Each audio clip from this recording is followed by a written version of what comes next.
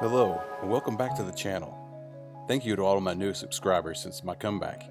Your comments, likes, and subs are all encouraging, and I really appreciate it. Today's review is Barrister and Mann's newest base, the Softheart series, or what many call PP8, aka Purple Possum 8. I got this one in the diamond scent, and just a quick note, Softheart is being used for limited small releases. Sometimes they are experimental scents, and sometimes they are revisits of old scents that are out of production, like diamond. I already have diamond and glissant, and I love the scent. As you can see, Softheart is much softer than glissant, the latter being known for its firmness. For today's tools, we'll be using a turn and shave synthetic brush, and since I have 4 days of stubble, a more aggressive razor head, and the Maggard V3OC with a Persona Red blade for the first pass. I'll be switching to the less aggressive West Coast Shaving 84 BT head for the subsequent pass, but using the West Coast Shaving black titanium handle for both. Purple Possum was the name of the prototype project that led to the creation of the Excelsior base, Barrister and Mann's main workhorse base, in which the regular line and seasonals are currently featured. I was fortunate to test PP7, and it blew me away at the time.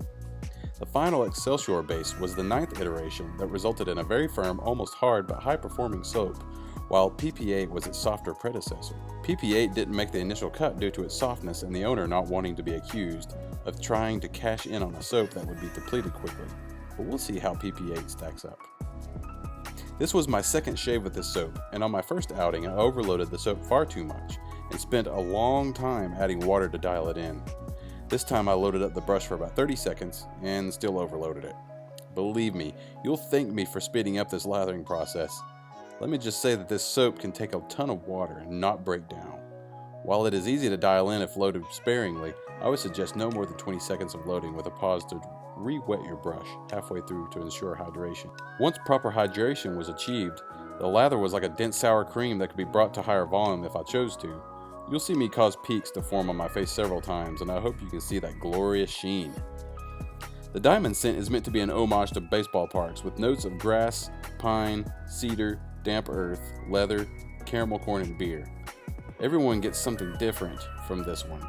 I get mostly earthy grass and leather, with some pine out of the container. Grass, cedar, and leather are prominent to me once lathered, but I do not perceive any gourmand notes at all. The scent is mid out of the container and remains so once lathered, about a 5 out of 10. If you like earthy scents, and particularly of the grass variety, look no further. Try that soap.com lists Sterling Soap's Frozen Tundra as the closest scent in its database, a 60% match. For performance, I'll just come out of the gate and say that this is the best soap I've ever used. Both shaves were the best shaves of my life, and I was utterly blown away. B&M's Glissant and still in production Reserve and Excelsior bases are all comparable and probably universally hailed as elite performing bases, some of the very best soaps wet shaving has to offer. PP8 kicks up everything a notch on all metrics. My face experienced a level of glide that I didn't think was possible. My razor coasted with an ease that bordered on stupid. It was that slick. I put my sensitive face to the test with an aggressive razor and suffered no consequences. Not even buffing my chin was a problem. The residual slickness was just as good. I could have shaved with multiple passes of the razor with only one lather-up application. I can't say that for any soap I've ever tried. The post-shave feel after the shave was incredible. I typically end up having to use a balm when I don't shave for several days, and it felt like I'd used several balm applications. This feeling lasted for an entire day. This is a product that for a shaver with competent technique, one can easily skip a post-shave product. I did my normal routine anyway, sans balm, and ended with a nice splash of Brut, my usual go-to pairing for diamonds since my wife doesn't want me to smell like grass and dirt. In conclusion, this shave was absolutely phenomenal, and this was the best shaving product I have ever used, hands down.